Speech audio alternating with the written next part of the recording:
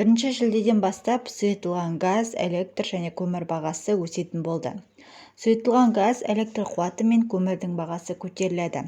Энергетика министрлігі шарық пен отынның жаңа бағасын ұсынып отыр. Бұл құжат 24 маусымға дейін ашық талқыланады. Ішкі нарықтағы сұйытылған газдың шикі бағасы 2022 жылғы 1 шілдесінен 2023 жылдың 30 маусымын қоса алғандағы кезеңде 1 тоннасы үшін 33.600 теңге мөлшерінде бекітілмек. Қазір сұйытылған газ бағасының шекті мөлшері 28.000 теңгені құрайды. Электр энергиясын өндіруші 26 ұйым шекті тарифті өзгерту бойынша өтінім жасаған.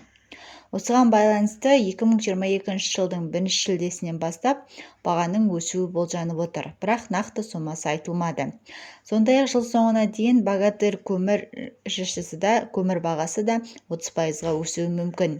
Еске сала кететін болсақ, 6 қаңтарда үкімет газдың шекті бағасына қатысты 180 күндік мораторий жариялаған болатын. Бұл